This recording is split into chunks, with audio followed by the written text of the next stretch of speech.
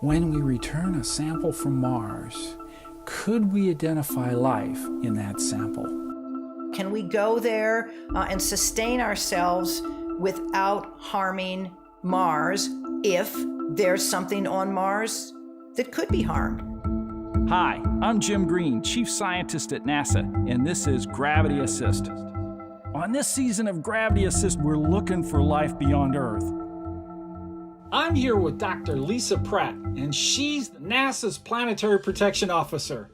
She plays a critical role in overseeing and approving how NASA implements planetary protection requirements for all our planetary missions, both robotic and human spacecraft. Welcome, Lisa, to Gravity Assist.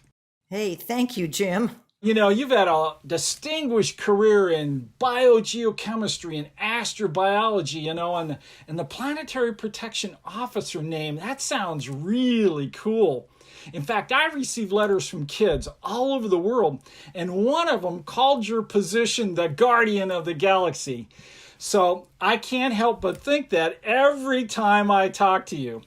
But let's start with the basics. What is planetary protection? Jim, I wish I could tell you that I was in fact the guardian of the galaxy, but the reality is a little more mundane. Planetary protection is focused on limiting biological contamination of other worlds with terrestrial organisms. That's organisms from Earth, and preventing the return of harmful potential extraterrestrial organisms or just organic materials when samples are returned to Earth during robotic sample return, or in the future, when astronauts come back to Earth from exploration missions to other worlds. We send things all over the place, and the next big mission is, of course, Perseverance, and it's going to Mars. And so when NASA wants to send a new rover to Mars, what do you do? Well, Jim, right from the very earliest phase of mission design, when that light bulb first comes on with an idea for a new mission, the Office of Planetary Protection provides guidance to the engineering team on heat sterilization or alternative chemical cleaning methods such as vapor hydrogen peroxide, because some spacecraft materials can be cleaned and others cannot. And we want to be sure that we're designing a spacecraft that'll tolerate the cleaning procedures necessary to go to the three places we care about right now most deeply in terms of contamination, and that's Mars, Enceladus, and Europa.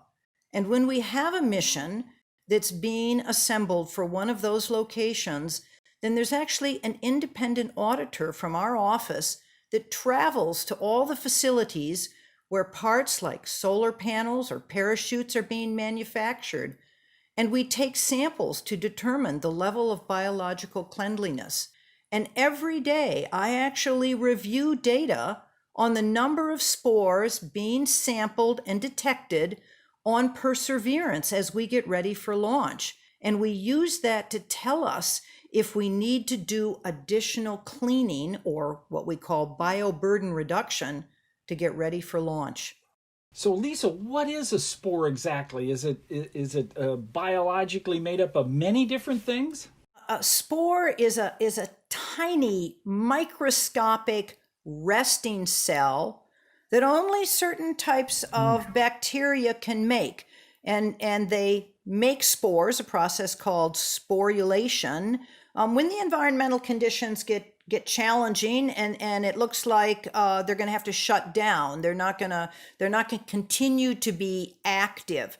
But in the process of making that spore, that single cell entity, they wrap it in layers of highly resistant biopolymers. They seal it off, and thereby they create the possibility of that spore later breaking open and turning back into a viable organism that can replicate and grow. So the reason and this goes back to Viking, it's really the Viking planetary protection biologists that thought this through and said, of all of the entities known on Earth that are biological, the only thing we think that could get on a spacecraft, not be seen in an inspection, and stay viable would be a hardy spore. So we don't even monitor all of the spores, which you would be monitoring if you were making medical devices, like implants and things like that.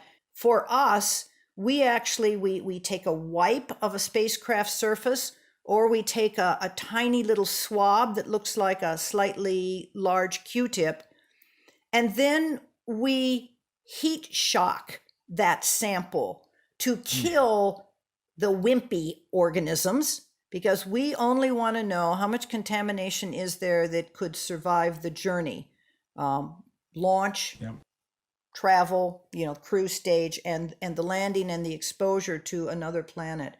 Those are the NASA standard assay, the NSA spores. There are international guidelines for spore cleanliness, and the total mission requirement for all spacecraft elements impacting Mars is 500,000 spores, including the rover, aeroshell, descent stage, and parachute. That sounds like a lot, but the requirement is less than 300 spores per square meter of exposed rover surface. Spores are tiny, barely visible with a light microscope. So 300 spores per square meter can be scaled up and visualized as just 28 tennis balls on an entire football field. That's thousands of times less than what our spacecraft would carry if we didn't build them in a clean room facility, if we didn't constantly wipe them with cleaning fluids specific to biological cleanliness, like 70% isopropyl alcohol, which is what we all now read the labels on our hand sanitizer under the current pandemic to make sure that we're using at least 70%. It's just what we use on spacecraft. Well, what's riding with Percy, and I like that nickname, Percy. I do too. But what's riding with Percy is the Ingenuity helicopter. This is really a fabulous idea. It's what we call a technology demonstration, and we hope it works. But does that also have some sort of planetary protection requirements on it? Yes, it does. It's been held to about the same standards as that upper deck of the rover, but not nearly as rigorous as the sterilization for the sample tubes and drill or the wheels. And that's because it's a very different kind of activity. It will not in any way be associated with the return of samples to Earth. So part of what we're doing with the tubes and the drill is we're not just worrying about what we take to Mars, that's forward contamination. We're very concerned about what might come back in those samples. That's backward planetary protection. And backward planetary protection ensures that we do not bring something harmful and release it into the terrestrial environment. Well, I think I have one of these samples and a sample tube right here with me. So when I was out at JPL not too long ago and I went into the lab where they were testing the core, I was able to walk out with one of the cores. So they had just, took this, they just took this circular tube that has a cutting mechanism that cuts into the rock and then creates this core. Then they break it off, and then that is put into a sample tube. And that's what these the sample tube looks like. And as you say, these have to be cleaned really well. There are places on Mars I would dearly love to be able to really interrogate. And one of those places is what we believe, we call them reoccurring slope lineae. This is these long lines of dark material that appear every summer. We now know that many of them, maybe not all of them, but many of them actually could be briny water. What would it take for a rover in planetary protection example to be able to go over and look at that a potential water streak coming out of a crater? Jim, that's a really good question, and one that I think the Perseverance Rover drilling, caching, assembly prepares us to do, because we have been successful in sterilizing at a high temperature for many, many hours in a way that would meet the requirement for going into a place where we might encounter a liquid water environment. So I actually think that what we're learning from this mission to prepare for sample return is going to put us in a good place to actually design a mission where we're gonna reach towards and in some way sample one of these recurring slope lineae, which I usually just call RSLs, because if I don't, it's a tongue twister. And I also think that what we're learning with the rock drilling system on Perseverance is how we might clean a drilling system that would melt drill into ground ice, or rotary drill into an ice cap. So Curiosity landed in August of 2012, and so it's been there many years in that environment. Do we expect many spores to have survived on its surfaces? Jim, even if the physical entity is there, because again, it's made out of very resilient biopolymers, it's extremely unlikely that spore is viable. And that's what matters here. What matters is that an organism can come back to life, grow and replicate and spread. And my feeling is, and I'd love it if we had the opportunity to think this through. My guess is that the Curiosity rover is now clean enough that if it were to encounter an RSL or something interesting to explore, that it would be clean enough that we as an international community, because we would probably discuss this through COSPAR, the Committee on Space Exploration, for which you are NASA's representative to the Planetary Protection Panel. Sure. I think we would conclude that spacecraft is now as clean or even cleaner than what we could ever accomplish on Earth, and get it to the launch pad and get it on its way. Yeah, for all the research that we have done, that really makes sense to me too. Well, big discussions are going on at NASA on how we're going to send humans to Mars. What do we have to do to protect Mars and protect the humans that are there? We need to get a lot smarter than we are right now, and that's what we're going to do at the moon. The Artemis campaign, the Gateway orbiting facility, and extended missions down to the surface of the moon, that's the proving ground for Mars, Jim. If we can study how the microbes from humans leak out of the cuffs of our spacesuit, or get out of the air handling systems in our habitats, or trail along behind us on the wheels of our vehicles, then we'll learn how to prevent that, or we'll develop technologies for sterilization of material when we're at Mars, and then we'll be able to do that exploration without causing harmful contamination of Mars.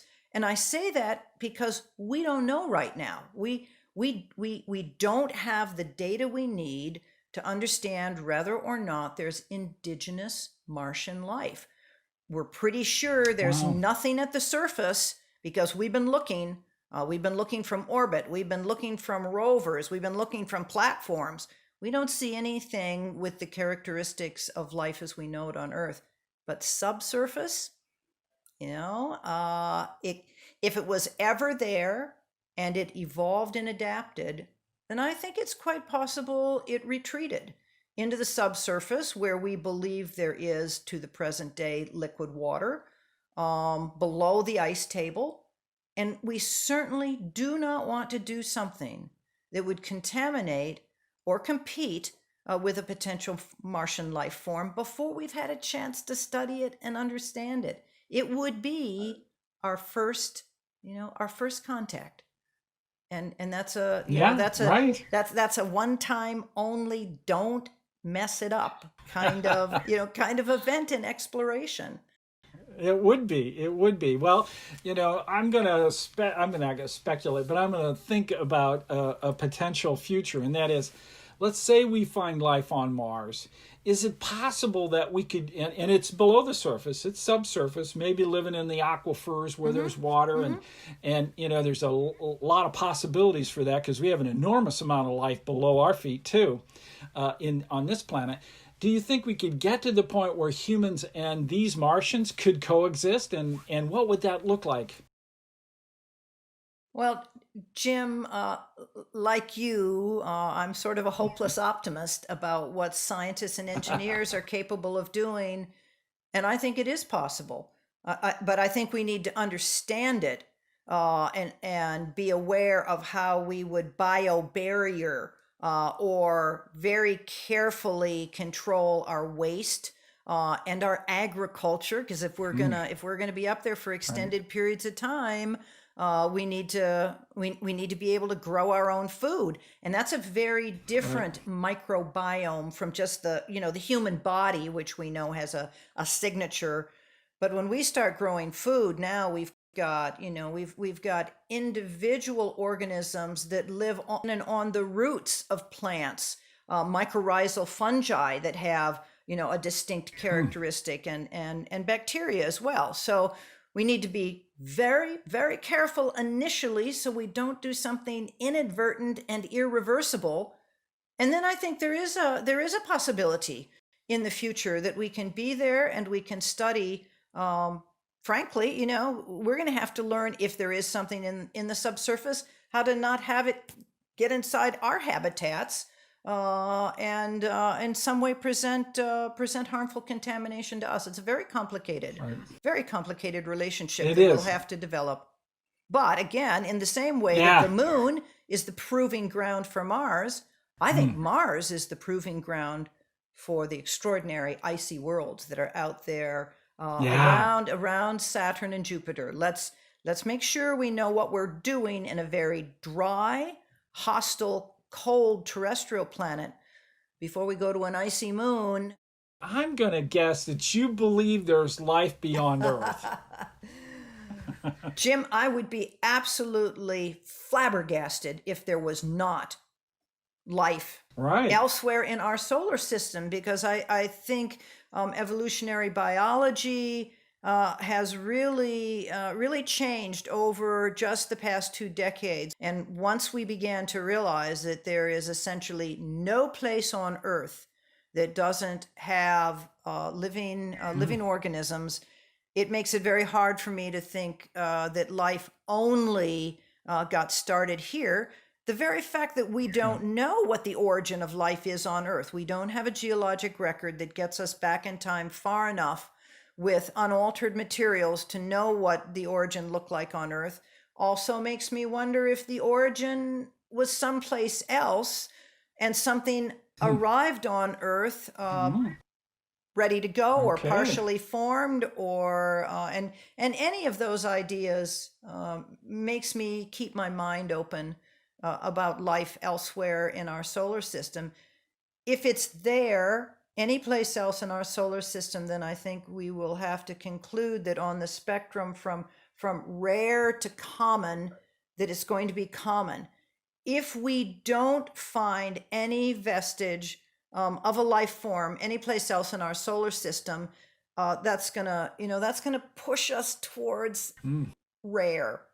Well, when you look out into the solar system, where do you think we will find it first? I'm still cautiously optimistic about Mars because of the methane mystery. We see these pulses of elevated methane in the atmosphere.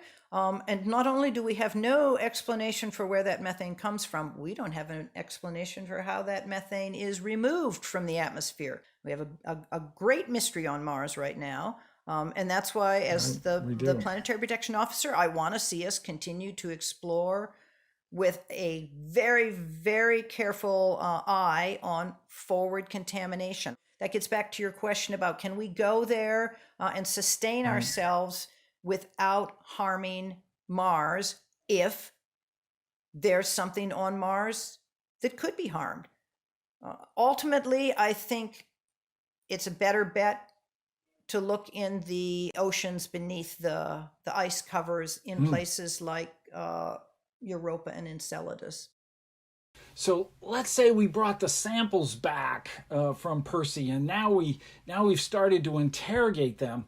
Do you think we know enough to be able to say these samples, we can delineate things that we brought that actually have come back from those things that are indigenous to Mars? Jim, that would be a false positive. It would mean could we or do we need to worry about being confused and misidentifying something that made a round trip with something that came from Mars itself? I frankly, and we've spent a lot of time discussing this with outside experts, I have very little worry about a false positive. And the reason for that is that we are archiving samples from the spacecraft, from the facility, from the launch pad, and we are storing and saving those samples for future study so that we know a great deal about everything that could have potentially gotten on that spacecraft and flown with us. Wow, that sounds great. Well, Lisa, I always like to ask my guests to tell me what was that event or person, place, or thing that happened to them that got them so excited about being the scientists they are today. And I call that a gravity assist. So, Lisa, what was your gravity assist?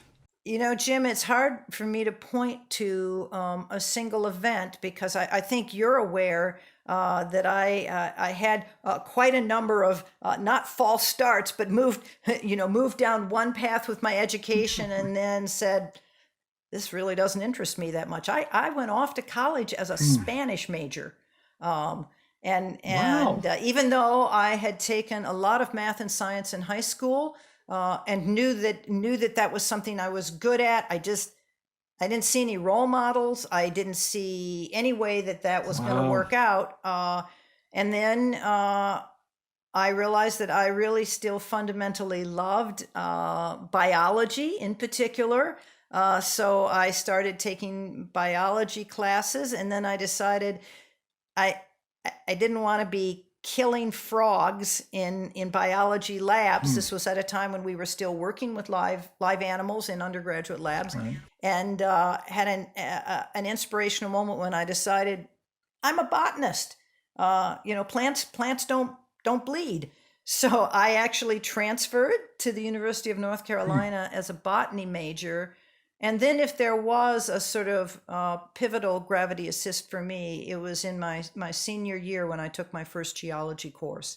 And the instructor, John Dennison at Chapel Hill, had a way of talking about time travel through study of the geologic record, through stratigraphy, that was so awe-inspiring that I knew that I was even more passionate and more interested in the history of life on Earth and the evolution of life on Earth through the study of the ancient record. I was more interested in that than living plants, and so that's my. I guess that's my gravity assist, and it's what serendipitously gave me a dual degrees in life sciences and earth sciences that actually positioned me ultimately to be competitive for the Planetary Protection Officer position when it was advertised and opened 3 years ago. I was just so delighted that you applied. What made you decide to do that? This is kind of a strange and wonderful story about role reversal. So a number of people, both inside and outside NASA, had let me know that the position was open, and I kept saying, no, maybe 10 years ago. It's too late in my career. And I made the mistake, well, maybe it was a mistake, maybe it's the best thing that could have happened. I was talking to my daughter about it. She's an engineering graduate student at Stanford. And I said, this position is open. And that began weeks of relentless work on her part to talk me into applying. And I kept saying, no, it's just too late. And then finally, one time on a phone call, and this was 3 days before the position was going to close for applications, she said to me, so, Mom, following your passion and reaching for your dream job is advice you can dish out, but you can't take it yourself. And I was so shocked that this 25-year-old threw back at me what I throw at her, that I actually said, you know what? I'm going to apply. I'll never be selected, but I'm going to apply. And for the rest of your life, you're going to say to me, I'm so proud of you for applying. And then, the unexpected happened. And I have had the most wonderful 2.5 years to date of being the Planetary Protection Officer and helping NASA find ways to not contaminate forward or backward. It's a gift that Isabel gave me. Well, I got to tell you, I'm so proud of you for applying, because I have enjoyed working with you over the last several years. It's just been a wonderful experience for me, too. Well, thanks so much for tagging up with me today to discuss what a Planetary Protection Officer does and how they do it. I've really enjoyed our discussion today. Hey, Jim, I'm just delighted that you asked and we had a chance. You caught me off guard with a couple of these questions, but the speculation was lots of fun, and go Perseverance. Go Perseverance. Join me next time as we continue our journey to look for life beyond Earth. I'm Jim Green, and this is your Gravity Assist.